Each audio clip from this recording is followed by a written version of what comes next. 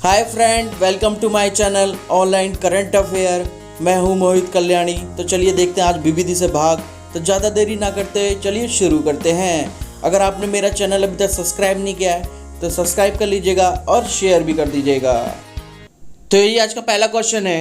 20 दिसंबर 2020 को उत्तर प्रदेश सरकार द्वारा ग्रामीण क्षेत्रों में संपत्ति और भूमि संबंधी विवादों पर अंकुश लगाने हेतु किस अभियान की शुरुआत की है? तो पहला ऑप्शन है भूमि अभियान, दूसरा ऑप्शन है विरासत अभियान, तीसरा ऑप्शन है प्रॉपर्टी अभियान, चौथा ऑप्शन है घर अभियान। तो इसका राइट ऑप्शन है ऑप्शन बी, विरासत अभियान की शुरुआत की उत्तर प्रदेश सरकार ने। तो आइए जानते हैं प्रमुख बिंदु। यह राज्य में शुरू किया गया अपनी तरह का पहला अभियान है जिसके उद्देश्य ग्रामीण क्षेत्रों में भूमि से संबंधित मुद्दों का समाधान करना और संपत्ति के विरासत के नाम पर ग्रामीणों को शोषण से समाप्त करना। किसको? ग्रामीणों के शोषण को समाप्त करना। तो आइए चलते हैं नेक्स्ट क्वेश्चन की तरफ। तो ये नेक्स्ट क्वेश्चन है। 10 दिसंबर 2020 को बीएसएनएल ने किसके साथ साझेदारी में भारत में विश्व का पहला सैटेलाइट आधारित narrow band IoT internet of things network launch करने की घोषणा की है?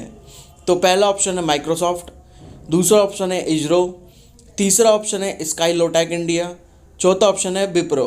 तो इसका राइट ऑप्शन है ऑप्शन सी, स्काईलोटेक इंडिया। बीएसएनएल ने साझेदारी की है स्काईलोटेक इंडिया के साथ। तो आइए चलते हैं हम नेक्स्ट क्वेश्चन की तरफ। तो ये नेक्स्ट क्वेश्चन है।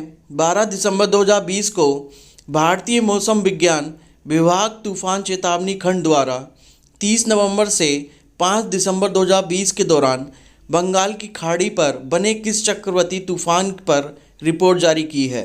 तो पहला ऑप्शन है यास, दूसरा ऑप्शन है बुरेवी, तीसरा ऑप्शन है फैनी, चौथा ऑप्शन है बुलबुल। तो इसका राइट ऑप्शन है ऑप्शन बी, बुरेवी पे रिपोर्ट जारी की है। तो आइए जानते हैं प्रमुख बिंदु। इस चक्रवाती तूफान से अंडमान और निकोबार द्वीप समूह और तमिलनाडु भारी वर्षा से प्रभावित हुए हैं। कौन कौन? अंडमान निकोबार और तमिलनाडु भारी वर्षा से प्रभावित हुए हैं। तो आइए चलते हैं नेक्स्ट क्वेश्चन की तरफ। तो ये नेक्स्ट क्वेश्चन है। 10 दिसंबर 2020 को प्रधानमंत्री नरेंद्र मोदी ने नई संसद भवन की आधारशिला रखी। इस संसद भवन का निर्माण किस परियोजना के तहत नई दिल्ली में संसद मार्ग पर किया जा रहा है? तो पहला ऑप्शन है स्वच्छ भारत मिशन, दूसरा ऑप्शन है मनरेगा, तीसरा ऑप्शन है सेंट्रल विस्टा परियोजना, चौथा ऑप्शन है हरित क्रांति परियोजना। तो इसका राइट ऑप्शन है ऑप्शन सी, सेंट्रल विस्टा परियोजना के तहत नई संसद भवन का कार्य होगा। तो आइए देखते हैं प्रमुख बिंदु। नई संसद भवन का आकार त्रिकोणीय होगा जिसकी निर्माण लागत राशि लगभग 971 करोड़ रुपए होगी, जिसका निर्माण टाटा प्रोजेक्ट लिमिटेड करेगी। कौन करेगी? टाटा प्रोजेक्ट लिमिटेड करेगी। तो आइए चलते हैं नेक्स्ट क्वेश्चन की तरफ। तो ये नेक्स्ट क्वेश्चन है। दिसंबर 2020 में केंद्रीय स्वास्थ्य एवं परिवार कल्याण मंत्रालय द्वारा कोविड-19 वैक्सीन डिलीवरी की रियल टाइम निगरानी रखने हेतु विकसित किए गए मोबाइल ऐप का क्या नाम है? तो पहला ऑप्शन है कोविड, दूसरा ऑप्शन है कोविन, तीसरा ऑप्शन है वायरस वॉच, चौथा ऑप्शन है वैक्सीन वॉच। तो इसका राइट ऑप्शन है option B, CoWIN. Real time निगरानी रखने हेतु लॉन्च किया गया नया ऐप। आइए जानते हैं प्रमुख बिंदु। यह app electronic vaccine intelligence network का अपग्रेडेड वर्जन है। किसका? इलेक्ट्रॉनिक वैक्सीन इंटेलिजेंस का। तो आइए चलते हैं हम नेक्स्ट क्वेश्चन की तरफ। तो ये नेक्स्ट क्वेश्चन है। दिसंबर 2020 में अमेरिकी स्पेस फोर्स का नया नाम क्या रखा गया है? तो पहला ऑप्शन है स्पेस आर्मी, दूसरा ऑप्शन है गार्जियंस, तीसरा ऑप्शन है इंटेलिजेंट स्पेस फोर्स, चौथा ऑप्शन है फोर्सेस ऑफ स्पेस। तो इसका राइट ऑप्शन है ऑप्शन बी, गार्जियंस रखा गया है अमेरिकी स्पेस फोर्स का नया नाम। तो आइए चलते हैं अब नेक्स्ट क्वेश्चन की तरफ। ये नेक्स्ट क्वेश्चन है। दिसंबर 2020 में यूनेस्को ने किस देश के हॉकर संस्कृति को मानवता के अमूर्त संस्कृति विरासत की प्रतिनिधि सूची में शामिल किया है? तो पहला ऑप्शन है कनाडा, दूसरा ऑप्शन है सिंगापुर, तीसरा ऑप्शन है मिस्र, चौथा ऑप्शन है जापान। तो इसका राइट ऑप्शन है ऑप्शन बी, सिंगापुर। आइए देखते हैं प्रमुख बिंदु। हॉकर सांस्कृतिक एक बहुसांस्कृतिक शहरी वातावरण में स्ट्रीट फूड और भोजन के तरीकों की एक लोकप्रिय सिंगापुर शैली है। किसकी? स्ट्रीट फूड और भोजन के तरीकों की। तो आइए चलते हैं हम नेक्स्ट क्वेश्चन की तरफ। तो ये नेक्स्ट क्वेश्चन है, दिसंबर 2020 में कौन सा संस्थान international association of insurance supervisor IAIS का नया सदस्य बना है? तो पहला ऑप्शन है अंतर्राष्ट्रीय वित्त सेवा, दूसरा ऑप्शन है वित्त सेवा केंद्र प्राधिकरण, तीसरा ऑप्शन है न्यू सेवा केंद्र प्राधिकरण, चौथा ऑप्शन है अंतर्राष्ट्रीय वित्तीय सेवा केंद्र प्राधिकरण। तो इसका राइट ऑप्शन है ऑप्शन डी। कौन बना है? अंतर्राष्ट्रीय वित्तीय सेवा केंद्र प्राधिकरण। तो आइए जानते प्रमुख बिंदु। IAIS का गठन वर्ष 1994 में हुआ था, जिसका मुख्यालय स्विट्जरलैंड में है। हेडक्वार्टर कहाँ है? स्विट्जरलैंड में है। तो आइए चलते हम नेक्स्ट क्वेश्चन की तरफ। तो ये नेक्स्ट क्वेश्चन है, अयोध्या में सरयू नदी घाघरा राष्ट्रीय जल मार्ग 40 पर शुरू की जाने वाली पहली लग्जरी क्रूज सेवा का क्या नाम है? तो पहला ऑप्शन है अयोध्या क्रूज सेवा, दूसरा ऑप्शन है रामायण क्रूज सेवा, तीसरा ऑप्शन है राम मंदिर क्रूज सेवा, चौथा ऑप्शन है राम जन्मभूमि क्रूज सेवा। तो इसका राइट ऑप्शन है ऑप्शन बी, रामायण क्रूज सेवा। आइए देखते हैं प्रमुख बिंदु।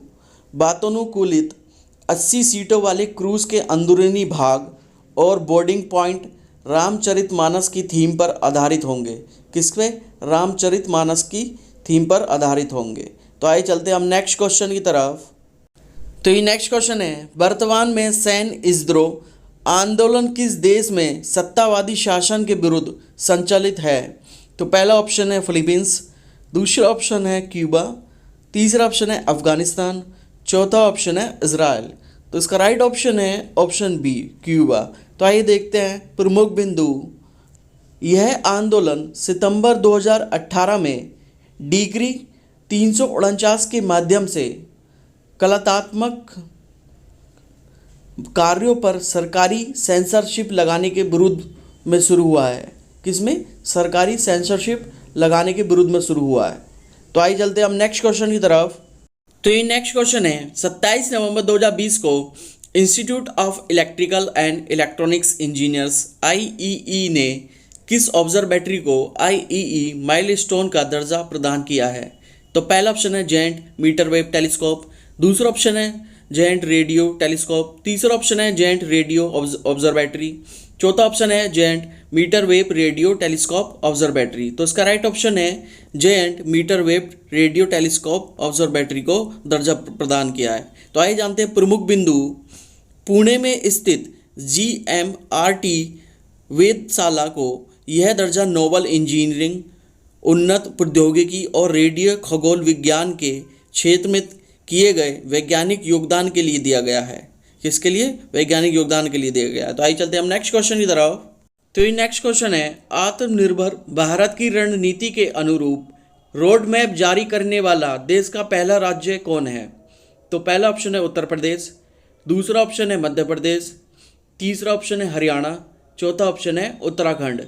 तो इसका राइट ऑप्शन है ऑप्शन बी, मध्य प्रदेश आत्मनिर्भर भारत की रणनीति के रोड मैप जारी करने वाला पहला राज्य है। तो आज चलते हैं नेक्स्ट क्वेश्चन की तरफ। तो ये नेक्स्ट क्वेश्चन है, नवंबर 2020 में जहाज रानी मंत्रालय का नाम बदलकर क्या रखा गया है? तो पहला ऑप्शन है पत्तन पोत परिवहन, दूसरा ऑप्शन है परिवहन और जलमार्ग मंत्रालय, तीसरा ऑप्शन है पत्तन और पोत परिवहन और जलमार्ग मंत्रालय, चौथा ऑप्शन है जलमार्ग मंत्रालय।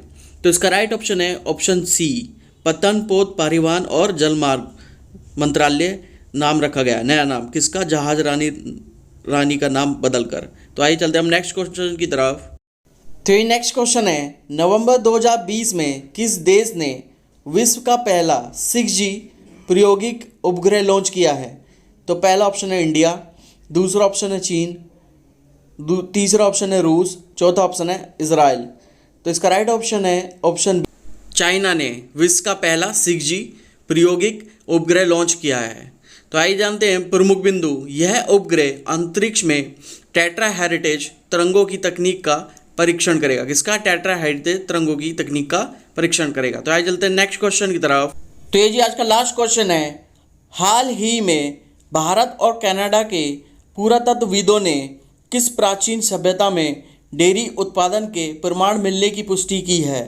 तो पहला ऑप्शन है नर्मदा घाटी सभ्यता, दूसरा ऑप्शन है सिंधु घाटी सभ्यता, तीसरा ऑप्शन है महानंदी सभ्यता, चौथा ऑप्शन है दक्षिण भारत सभ्यता। तो इसका राइट ऑप्शन है ऑप्शन बी, सिंधु घाटी सभ्यता। डेयरी उत्पादन के प्रमाण मिलने की पुष्टि की है। तो आइए देखते हैं प्रमुख बिंदु। यह अध्ययन गुजरात के कोटढ़ा बादली में पुरातात्विक स्थल से प्राप्त 59 मिट्टी के बर्तनों के टुकड़े पर किया गया था। कितने? 59 मिट्टी के बर्तनों के टुकड़ों पर किया गया था। तो आज की वीडियो को जी करते हैं जी यहीं समाप्त।